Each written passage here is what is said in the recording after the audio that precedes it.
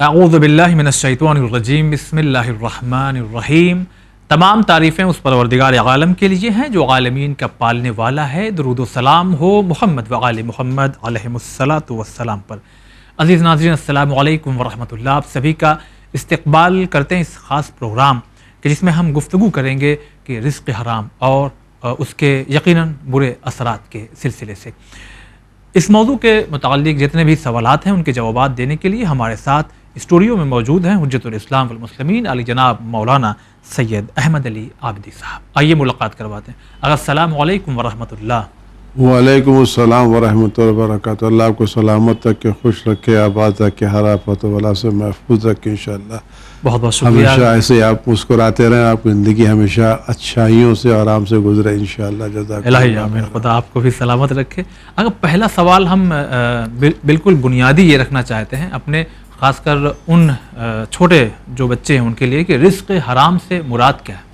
رزق حرام سے وہ رزق مراد ہے جو حرام طریقے سے حاصل کیا جائے، جھوٹ بول کر کے، چوری کر کے، یا وہ رزق جس کی شریعت نے اجازت نہیں دی ہے، حرام چیزوں کی تجارت کر کے، ہر وہ چیز جو ناجائز طریقے سے حاصل کی جائے، چوری سے، غصب کرنے سے، بغیر اجازت کے، یا وہ اموال جس کو شریعت نے اجازت نہیں دی ہے، سود کا کاروبار جو ہے، دھوکے کا کاروبار جو ہے، ملاوٹ کا کاروبار جو ہے، یہ سب چیزیں جو شریعت نے اجازت نہیں دی ہیں کہ آپ خالص کو، ملاوٹ کو خالص بنا کر کے بھیجیں، جھوٹ دیں، جھوٹ بولیں، غلط کام کریں، اور کسی کا مال چوری لے کر کے بیچیں، باسی چیز کو تازہ بنا کر کے بیچیں، خراب سڑے ہوئے کو عمدہ بنا کر کے بیچیں، تو یہ سب وہ چیزیں جو یا کم تولے، اچھا کم تولے، تو یہ سب حرام میں آتا ہے۔ یعنی یہ سب حرام رزق ہے۔ یہ آپ کو جو کام دیا گیا ہے اس کی جو آپ کو اجرت مل رہی ہے، آپ اس اجرت کے مطابق کام نہ کریں۔ کسی آدمی کو کہیں نوکری دی گئی ہے، اس کو 4 گھنٹہ 6 گھنٹے کا کام کرنا ہے، اس کو لکھا ہے، لیکن وہ 4 گھنٹہ 6 گھنٹہ نہیں کرتا، 2 گھنٹہ کرتا ہے، 3 گھنٹہ کرتا ہے، 4 گھنٹہ کرتا ہے، تو اگر وہ اپنی اس مدت کو پورا نہیں کر رہا ہے اور مالک بھی اس سے راضی نہیں ہے، تو یہ سب چیزیں جو ہے وہ حرام میں آتی ہیں۔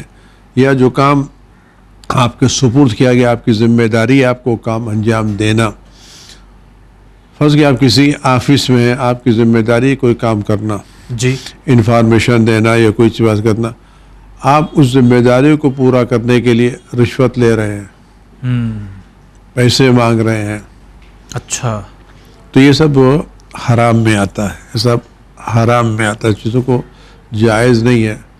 چاہے آپ کسی طرح کی رشوت دیں، تو آپ کا آفس میں آپ کو رکھا گیا ہے کہ اس میز پر، اس ذمہ داری پر کہ آپ وہاں جا کر کے یہ کام کریں گے، اس کو مدد کرنے کے لیے کام کرنا ہے، یہ سب چیزیں حرام۔ اچھا، ایک سوال اس طرح سے ہے کہ رزق حرام کی کیا شریعت نے کچھ کیٹیگریز بنائی ہیں؟ نہیں، حرام حرام ہے، اس کے اثرات کے اعتبار سے کیا ہوتے ہیں حرام ہے۔ بہت ہے کہ آدمی، آپ اچھے کو، اچھا مال جو ہے اس کے ساتھ دوسرا مال، پیسے گیہوں ہے، آپ اچھے گیہوں کے ساتھ سڑا ہوا گیہوں بنا کر کے بیچ رہے ہیں، اچھی والی اس کی قیمت لے رہے ہیں۔ دودھ ہے، آپ اس میں پانی ملا کے بیچ رہے ہیں اور اس کو کہہ رہے ہیں یہ خالص دودھ ہے۔ کہتے ہیں بھائی میں دودھ بیچ رہا ہوں، اس میں خالص دودھ نہیں ہے، اس میں پانی بھی ملا، بتا دیجیے، لیکن آپ قسم کھا کے کہتے ہیں تو بالکل وہ جانور کے نیچے کا ہے، وہ تھن کے نیچے کا ہے، اس میں یہ سب چیزیں نہیں۔ یہ سب جھوٹ، ملاوٹ، کسی کا مال غصب کر لینا، کسی کا مال چوری کر لینا، اس طرح کی، یا سود کا کاروبار کرنا، یا ذخیرہ اندوزی کرنا۔ بس کہ کسی کے پاس غلہ ہے، یا پھر ابھی کورونا تھا، تو کورونا میں آپ کے پاس مال تھا، جی، اور لوگ ضرورت مند بھی تھے، آپ نے مال کو روک لیا تاکہ قیمت، تو یہ کام صحیح نہیں ہے، صحیح اس کو جائز قرار نہیں دیا ہے۔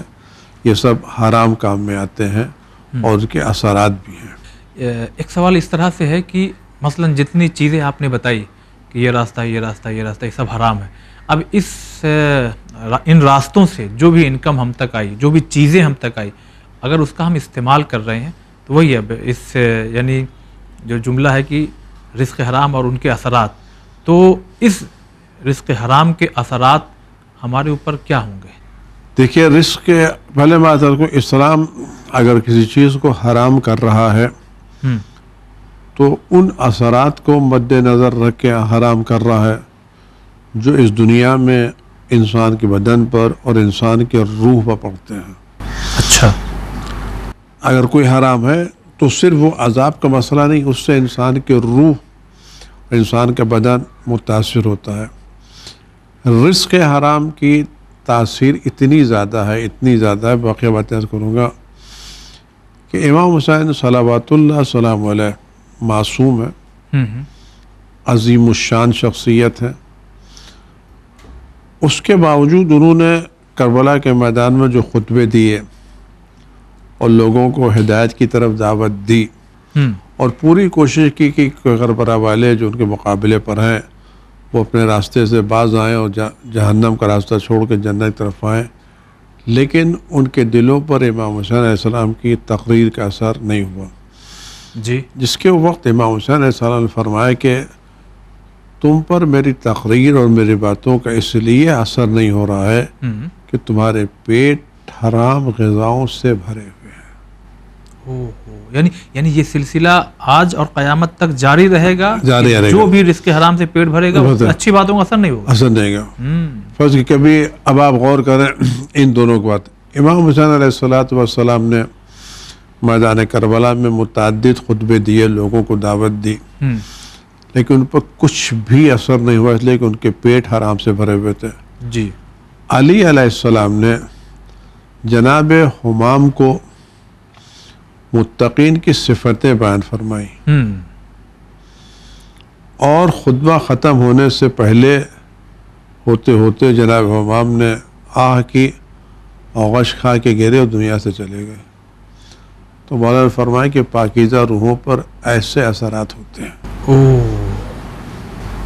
اچھا، تو ایک طرف آپ نے پاکیزہ روح کے اثر کہ مولا کے زبان مبارک سے نکلے ہوئے اثرات نے حمام کو کتنا منقلب کر دیا، تو وہ زبان جو علیہ السلام کے دہن مبارک میں تھی وہی زبان امام حسین السلام کے دہن، وہ دونوں معصوم تھے۔ جی جی، کیوں اثر نہیں ہوا؟ اس لیے سننے والے جو مخاطبین تھے ان کے پیٹ حرام سے بھرے ہوئے تھے۔ آج بھی جو ہمارے کے یہاں اثرات نہیں ہو رہے ہیں، جبکہ ہمارے کے یہاں پروگرام پہلے سے زیادہ ہو رہے ہیں، مجلسیں بھی زیادہ ہو رہی ہیں، موعظے بھی زیادہ ہو رہے ہیں، لیکن وہ اثرات کیوں نہیں ہیں؟ اس لیے کہ ان اثرات کے لیے جو چیزیں ہونا چاہیے وہ نہیں ہوتی۔ مثلا میں آپ سے ایک مثال عرض کروں، ایک زمین ہے جو زرخیز زمین ہے، جی، آپ اس زرخیز زمین میں دانہ بوئیے اور ہلکا سا پانی دیجیے تو آ جاتا ہے، لیکن آپ اس زرخیز زمین میں مسلسل نمک ڈالتے رہیے، خراب ہو جائے گی۔ اب اس کے بعد آپ پودا لگائیے تو پودا نہیں اگے گا۔ صحیح، کیوں؟ اس زرخیز زمین کو کتنے خراب کیا؟ نمک کے پانی نے۔ تو اسی طرح سے رزق حرام جب آتا ہے تو وہ ہماری روح کو، ہمارے وجود کو، ہمارے قلب کو متاثر کرتا ہے۔ عذاب تو الگ مسئلہ ہے، وہ تو ملے گا، لیکن اس کے اثرات یہیں سے ظاہر ہو جاتے ہیں۔ تو کیا اس کے اثرات اولاد تک جاتے ہیں؟ اولاد تک بھی جاتے ہیں۔ لیکن پھر یہی سوال ہوگا کہ اس کی وجہ یہ کہ ہم جو اولاد دنیا میں آتی ہے، وہ جس مادے سے اولاد وجود میں آتی ہے وہ تو غذا ہوتی ہے نا۔ صحیح نہیں، مگر ان کی خطا کیا ہے؟ میں کیا کروں گا؟ جی، وہ الگ مسئلہ ہے، اثرات ایک الگ مسئلہ ہے کہ اولاد جس مادے سے بنتی ہے جی، وہ مادہ تو غذاؤں سے تشکیل پاتا ہے۔ صحیح، جب غذاؤں سے تشکیل پائے گا تو اس میں اثرات آئیں گے نہیں آئیں گے؟ ٹھیک، حرام غذاؤں کے اثرات اولاد پر پہنچتے ہیں۔ اور یہ الگ مسئلہ ہے، دیکھیے ہمیشہ جو آدمی پتھر مارتا ہے اور کسی کا شیشہ ٹوٹتا ہے یا کسی کی پیشانی پر تکلیف ہوتی ہے تو اس شیشے نے کیا قصور کیا ہے؟ اس پیشانی نے کیا قصور کیا؟ تو آپ کہتے ہیں میں پتھر تو کسی اور نے مارا، پیشانی کی ضرور زخمی ہوئی. تو ہمیشہ برے اعمال کے اثرات دوسروں پر مرتب ہوتے ہیں، اسی بنا پر ان کو سزا ملتی ہے. شیشہ ٹوٹنے، شیشے نہیں پوچھا جائے گا تم کیوں ٹوٹے، اچھا، آدمی سے پوچھا جائے گا تم نے شیشہ کیوں توڑا. جس کی پیشانی پر چوٹ لگی اسے نہیں پوچھا جائے گا تمہاری پیشانی کیوں ٹوٹی، اس سے پوچھا تھا پیچھا. تو اس بچے سے نہیں پوچھا جائے گا کہ جس کے والدین نے غلط کام کیا، والدین سے پوچھا جائے گا تم نے اپنے بچے کی خاطر یہ حرام کام کیوں کیا. تو کیا یہ سوال بھی یہاں پوچھنا مناسب ہوگا؟ بہت سے والدین جو ہیں، خود آپ لوگوں کے ٹچ میں زیادہ ایسے لوگ آتے ہوں گے، وہاں صاحب ہمارا بچہ ہاتھ سے نکل رہا، کوئی دعا بتائیے، یا تو کیا کہنا چاہیں گے کہ پہلے ان لوگوں کو جن کی شادیاں ہو گئی یا ہونے والی ہیں ولادت کے مرحلے پہ غور کریں؟ غور کا اسے جناب، اس کے قصے میں آپ سے قصہ ایک نقل کرتا ہوں، میں نے سنا ہے اور اس کے اثرات بھی ہو سکتے ہیں. کہ ایک بزرگ کے بارے میں یہ قصہ جو نقل، ایک اثر غذاؤں کا اثر کیا ہوتا ہے کہ ہمارے کیا دو بزرگ عالم گزرے، بہت بڑا مرد، جناب سید مرتضیٰ اور سید رضی، جی، اور یہ دونوں امام کاظم علیہ السلام کی نسل سے ہیں. ایک مرتبہ ان کے کلاس میں یہ سوال ہوا کہ وہ کون شخص ہے جس کے مستحبات قضا نہیں ہوئے، واجبات کی بات نہیں ہے، مستحبات قضا نہیں ہوئے ہیں. تو ان بچوں نے کہا کہ ہمارے مستحبات قضا نہیں ہوئے ہیں. تو لوگ ان کی والدہ کے پاس مبارکباد دینے کے لیے آئے. جو لوگوں نے مبارکباد دی تو والدہ کے چہرے پہ کوئی بہت زیادہ خوشی کے آثار نمایاں نہیں ہوئے. اچھا، جیسے کچھ غیر متوقع نہیں تھی بلکہ متوقع چیز تھی، انسپیکٹڈ نہیں تھی. تو مجھے آپ اتنی بڑی چیز سن کر کے آپ کو کوئی تعجب نے کہا کہ ایسا میرے بچوں کو ہونا ہی چاہیے تھا. اچھا، کہا کیوں؟ کہ یہ بچے جب سے پیٹ میں آئے اس وقت سے میں کبھی بے وضو نہیں رہی، اور جب بچے پیدا ہوئے تو میں نے کبھی ان کو بغیر وضو کے دودھ نہیں پلایا. وہ اثرات اب نمایاں ہو رہے ہیں. ایسا ہو رہا ہے. لہذا یہ غذا کے اثرات جو ہیں اس سے بچے کے روح پر اثر پڑتا ہے. اسی لیے ہمارے کیا ہے کہ جس وقت آپ شادی کریں اور آپ بیوی سے قریب ہونا چاہتے ہیں اس وقت آپ کوئی نشہ آور چیز استعمال نہ کیے ہوں، اچھا، کسی ٹینشن میں نہ ہو، پرسکون ہو. اگر اس وقت آپ کے ذہن میں ٹینشن ہے، وہ چیز ہے، تو چونکہ آپ کی فکر کسی اور چیز میں مشغول ہے، جی، یہ فکری اضطراب، یہ فکری بے چینی، یہ حالات کی خرابی یہ بچوں میں منتقل ہوتی ہے. اتنا زیادہ اثر ہوتا ہے. ہم نے دیکھا ہے، یعنی کہ ایسے لوگ ملے ہیں جن کے مختلف بچے ہیں. تو ایک بچہ وہ ہے جو کافی حد تک دیندار ہے اور دوسرا جو کافی آزاد خیال ہے. تو پوچھا یہ کیا؟ کہ یہ بچہ اس وقت کی پیداوار ہے جب میں خود آزاد خیال تھا. اچھا، اور دوسرا بچہ اس وقت کی پیداوار ہے جب میں دیندار اور پابند دین ہو گیا تھا. تو غذا بھی اور فکر بھی اور خیالات بھی اور مزاج بھی اثر رکھتا ہے، اور یہ چیزیں غذا سے تشکیل پاتی ہیں. اچھا، حلال غذا نہ صرف روح کو پاک رکھتی ہے بلکہ حلال غذا بچوں تک بھی جاتی ہے. اسی کے ساتھ ساتھ یہ بھی سوال کہ ہماری جو واجب، خاص کر اگر بات کیجیے جو واجب عبادتیں ہیں یا ہمارے جو اخلاقیات کے سلسلے سے جو چیزیں ہیں ان پر ہماری ان حرام غذاؤں کا کیا اثر پڑتا ہے؟ حرام غذاؤں کی اثر ہوتا ہے کہ روایتوں میں کہ اعمال قبول نہیں ہوتے. اگر میں یاد آئے تو میں کہ روایت پڑھوں، کیا کہتے ہیں جو چیز ہوتی ہے اس میں امام محمد باقر صلی اللہ علیہ وسلم کی روایت ہے کہ وہ شخص جو چاند چیزوں سے مال حاصل کرے، دھوکہ دے کر کے، سود کے ذریعے سے، خیانت کے ذریعے سے، چوری کے ذریعے سے، خدا نہ اس کی زکوٰۃ قبول کرے گا، نہ صدقہ قبول کرے گا، نہ حج قبول کرے گا، نہ کوئی بات قبول کرے گا. اچھا، اس کی وجہ شاید یہ ہو کہ اگر آپ کسی آدمی کو ایک گلاس میں پانی دیں، پانی صاف ہو لیکن گلاس میں گندگی لگی ہو، جی تو کیا وہ شخص اس گلاس کے پانی کو منہ سے لگائے گا؟ نہیں لگائے گا، پانی تو صاف ہے. مگر گلاس گندا ہے. تو اسی طرح سے یہ عبادتیں تو صاف ہیں، لیکن جس زبان سے ادا کی جا رہی ہیں وہ صاف. وہ زبان حرام چیزوں کی بنا پر آلودہ ہے. تو ہمارا پوچھنے کا اس میں ایک اور یعنی شاخ کہی جائے، وہ یہ ہے کہ عبادتوں کی طرف راغب نہیں ہوتے، کیا اس کا اثر ہے کچھ؟ تو یہ بھی اثر ہوتا ہے. اچھا، یعنی دل نہیں لگتا. حرام غذائیں اثر کو بظاہر بات ہے کہ آپ کسی بادشاہ سے ملنے جانا چاہتے ہیں اور آپ کے بدن کے اوپر گندگی لگی ہوئی ہے، پھٹے پرانے کپڑے پہنے ہوئے ہیں، بال بکھرے ہوئے ہیں، پسینے کی بدبو آ رہی ہے، تو کیا آپ کو بادشاہ تک جانے دیں گے؟ نہیں جانے. پہلے آپ کو صاف کریں گے. صحیح. تو خدا کی بارگاہ میں عبادت جسم کی حاضری نہیں ہے. خدا کی بارگاہ میں عبادت جسم کے ساتھ روح کی بھی حاضری ہے.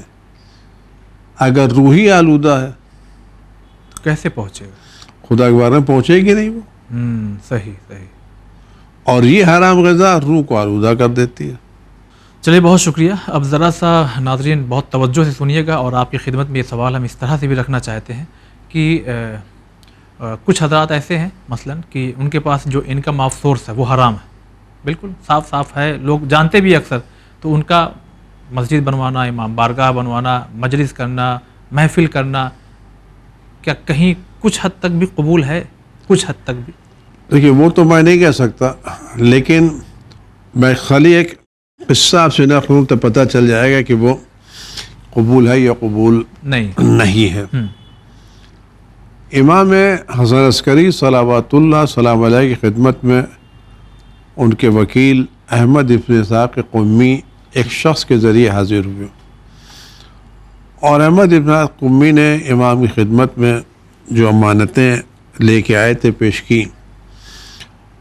وہاں امام وقت علیہ السلام موجود تھے، تو امام نے فرمایا کہ بیٹا یہ تمہارے چاہنے والوں نے امانتیں دی، اس کو قبول کر لو.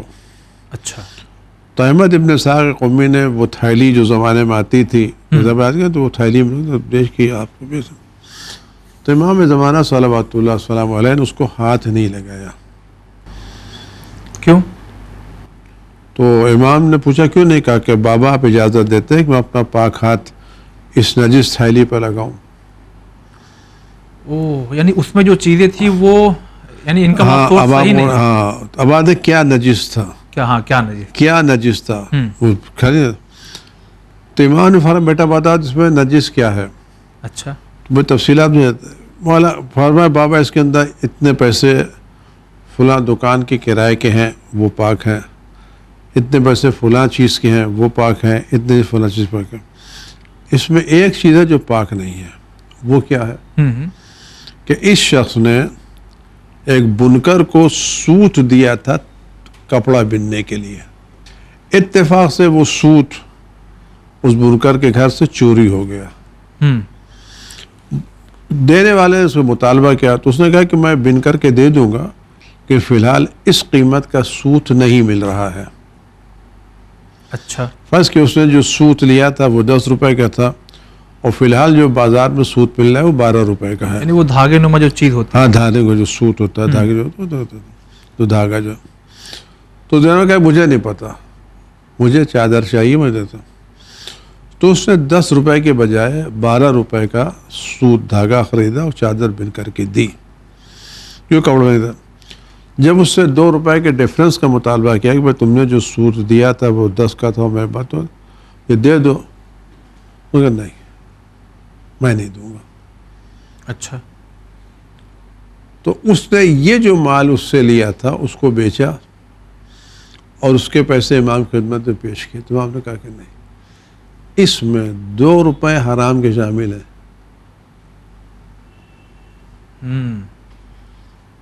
کیونکہ اس مزدور نے 10 روپے کا ذمہ دار تھا، 12 روپے کا ذمہ دار نہیں تھا. صحیح.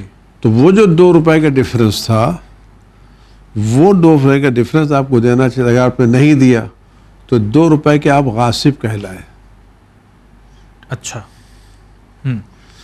اس 2 روپے کی بنا پر امام نے پوری تھیلی قبول نہیں کی. اوہ اچھا. یعنی ہماری ایک ایسی جاب ہے, کوئی بھی جاب سرکاری ہو چاہے پرائیویٹ ہو, کہ اس میں 70-80 ہزار مل رہا ہے, مگر ہم نے جو ہے 10-20 ہزار رشوت بھی لی ہے, اب اسی کا ہم کچھ مجلس کر رہے ہیں یا مسجد بنوا رہے ہیں تو نہیں. اگر مل جائے گا تو کام خراب ہے. الگ کریے اپنا, اگر ایسا کیا ہے. الگ کرنے کے بعد اگر آپ اس سے کھانا کر رہے ہیں, یہ کام کر رہے ہیں, نہیں لینا چاہیے. کیا کہتے ہیں. اور مشکل کام یہ ہے جی جو آج کل ہمارے زمانے میں بہت ہی مشکل مزہ خیز ہے, کہ یہ کام جس کو شریعت نے حرام قرار دیا ہے, اسی کو ہم فضل الہی کہتے ہیں. یہ خدا کا کرم نہیں ہے تو اور کیا ہے. کیا ہے فضل الہی کیا کہتے ہیں. یہ واقعی شیطان کا کہ ہم حرام کام کو فضل الہی سے تعبیر کر رہے ہیں. کیا کہتے ہیں. یہ افسوسناک بات ہے. یہ کام اور اس کے اثرات ظاہر ہوتے ہیں. اور آیت اللہ عظمہ سیستانی مدظل نے فرمایا کہ وہ لوگ جو حرام کام سے اور حرام ذریعے سے پیسے حاصل کرتے ہیں, وہ پیسے کہیں اور لگ بھی جاتے ہیں. آپ بیمار ہو گئے, کوئی مصیبت آ گئی, تو پیسے آپ نے کمائے, گناہ آپ کے ذمہ آئی, صحیح, مصیبت آپ کے ذمہ آئی, پیسے کوئی ڈاکٹر لے گیا, کوئی انشورنس والا لے لیا, کوئی دوسرا لے گیا. صحیح صحیح. تو فائدہ کسی اور نے اٹھایا, گناہ آپ کے ذمہ آئی, نقصان بھی ہمارا رہا, نقصان بھی آپ کا ہوا. اچھا, یہ کبھی کبھی ایسا کیس ہوتا ہے کہ ہم تو جانتے ہیں کہ 2-4-10% تو چھوڑیے, یعنی کہ ہاں جو انکم آف سورس ہے تقریباً دیکھا جائے کہ وہ مناسب نہیں ہے, حلال نہیں معلوم ہوتا, حرام ہی ہے. اب اس میں اگر وہ مجلس کروا رہے ہیں, کھانا وانا کھلوا رہے ہیں, تو ہم جائیں. اگر آپ کو معلوم ہے, یقین ہے, اگر آپ کو یقین اور آپ کے جانے اس کی حوصلہ افزائی ہوتی ہے اور اس کے غلط کام کے صحیح ہونے کا ذریعہ بنتا ہے, تو آپ لوگ کو نہیں جانا چاہیے. اس طرح کی حوصلہ افزائی سے لوگوں کی حوصلہ افزائی ہوتی ہے, اور وہ کام جو غلط ہے وہ دھیرے دھیرے صحیح ہونے لگتا ہے. یعنی وہ شخص جو غلط کام کر رہا ہے, آپ کا جانا اس کے صحیح ہونے کے ہو سکتا ہے شروع میں اس کو کچھ شرمندگی ہو کہ میں نے غلط کام کیا, ایسا کام کیا, ویسا کام کیا, اس لیے کہ اس نے 2-4 اس طرح کے بڑے بڑے مذہبی پروگرام کر دیے, 4 لوگ اس کے آگے پیچھے آ گئے, تو کل وہ جو تھوڑا سا اپنے ضمیر میں اپنے وجود کے اندر شرمندگی محسوس کرتا تھا, اور وہ شرمندگی یعنی احساس گناہ بھی ختم ہو جاتا ہے. اور احساس سے گناہ کے ختم ہونے کا مطلب عرفان صاحب یہ ہے کہ اگر آپ غور کریں, اس بات کو دیکھیں کہ اگر آپ کا بدن زندہ ہے, جی, تو زندہ بدن کی علامت ہے کہ اگر اس میں کوئی چوٹ لگے گی تو آپ کو درد ہوگا. صحیح. کٹے پھٹے گا تو آپ کو درد ہوگا. لیکن اگر بدن مردہ ہو گیا ہے, صحیح, تو آپ کو نہ چوٹ پتہ لگے گی اور نہ کٹنے پٹنے کا اثر ہوگا. تو اگر یہ منزل آ جائے کہ ہم گناہ کرنے کے بعد شرمندہ ہو رہے ہیں, تو اس کا مطلب ابھی ہمارا دین ہمارے وجود کے اندر زندہ ہے, جس بنا پر ہم کو شرمندگی کا احساس ہو رہا ہے. جی جی. اور اگر وہ نوبت آ جائے کہ ہم غلط کرنے کے بعد شرمندہ بھی نہ ہو, تو اس مطلب کہ ہمارا دینی احساس پوری طرح سے مردہ ہو گیا ہے, تبھی تو ہم کو احساس نہیں ہو رہا ہے. مگر سوال اب یہ جو ہے وہ خاص وہ اس لیے ہوگا کہ انکم آف سورس یعنی صحیح نہیں ہے, کھانا وانا بھی کھلوا رہے ہیں وہ, تو اب وہ ہم نے جو کھانا اگر کھا لیا جا کر کے, تو نظر مولا کہہ کے تو کھلایا گیا ہم کو, تو وہ ہوگا جس آدمی نے اس کو کھا لیا ہے تو اس پر کوئی گناہ نہیں ہے, لیکن اثر تو ہوگا, حرام غذا کا اثر ہوگا. اثر ہوگا. جناب شیخ عباس قمی علیہ رحمت و رضوان کے بارے میں یہ قصہ ملتا ہے کہ وہ ان کو کسی آدمی نے اپنے کیا دعوت دی. جی. وہ چلے گئے. میں کہتا کچھ جناب نے اپنے دوستوں سے پوچھا کہ بھائی جس کے کیا میں دعوت پہ لے گئے تھے اس کا کاروبار کیسا ہے. اچھا. انہوں نے پوچھا اور بتاؤ. تو کئی کاروبار میں ایک کاروبار جو تھا وہ صحیح نہیں تھا, جائز نہیں تھا. تو کہ اگر مجھے پتہ چلتا میں اس کے کھانے کو نہ جاتا. کہ کیوں؟ کہ اس کی بنا پر میں کئی دنوں نماز شب سے محروم ہو گیا. اللہ اکبر. اچھا. جان بوجھ کے نہیں کھایا, تو پتہ ہی نہیں تھا ان کو, لیکن اس کے اثرات تو ہوئے. جی جی. ایک سوال اس طرح سے بھی کرنا چاہتے ہیں کہ مثلاً خمس واجب ہے ہم پر, ہم اس کیٹیگری میں بھی ہیں کہ ہم پر واجب, ہم نہیں خمس نکالتے ہیں, اب اس ملے جلے سب مال کو کھانا ہمارے لیے خود کیا اثر ہوگا اس کا؟ مسئلہ ہے کہ خمس کا مسئلہ قبلہ یہ ہے کہ اگر آپ کما رہے ہیں اور آپ نے بچت کی ہے, جی, تو خمس کے مسائل بالکل ایسے ہیں جیسے روزے کے بدلے.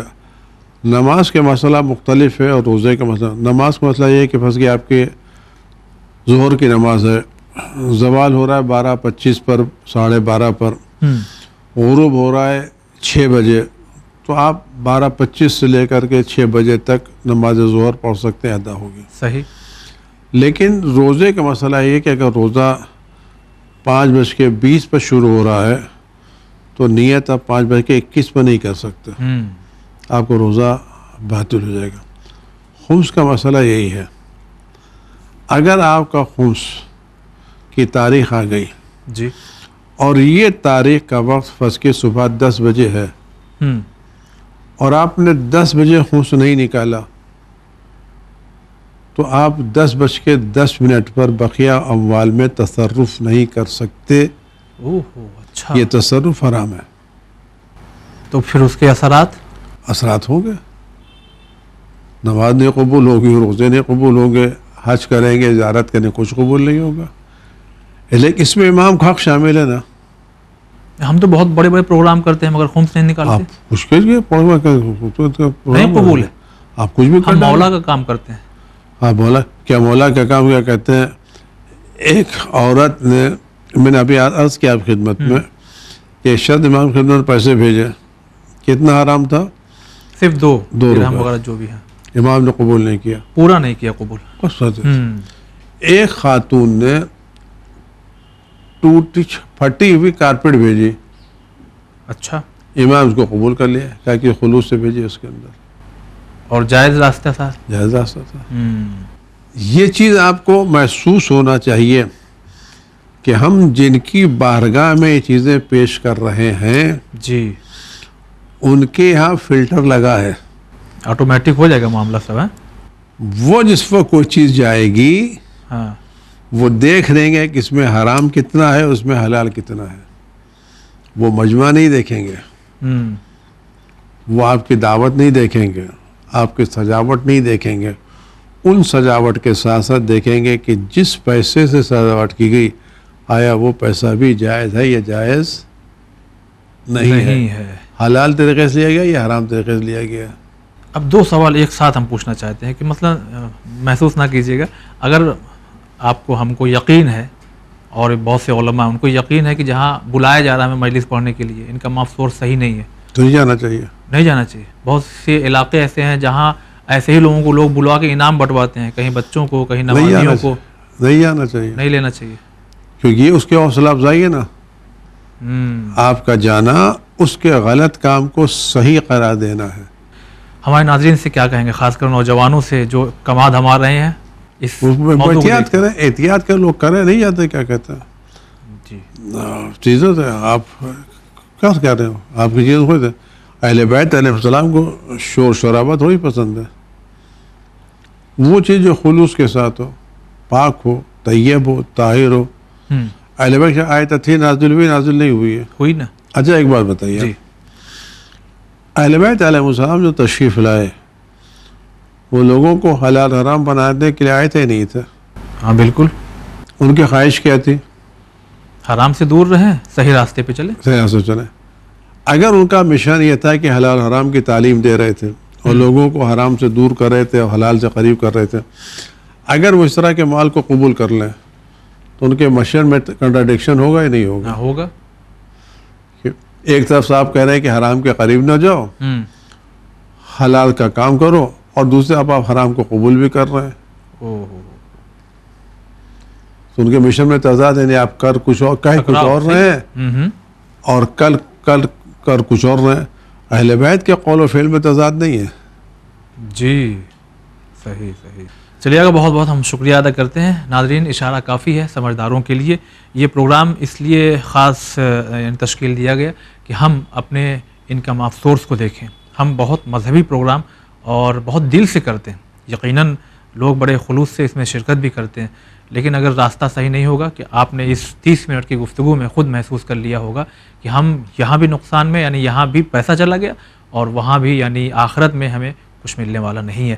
انشاءاللہ پھر کسی ایک اور خاص موضوع کو لے کر کے آپ کی خدمت میں حاضر ہوں گے، سوال و جوابات آپ تک پہنچائیں گے. والسلام علیکم ورحمۃ اللہ.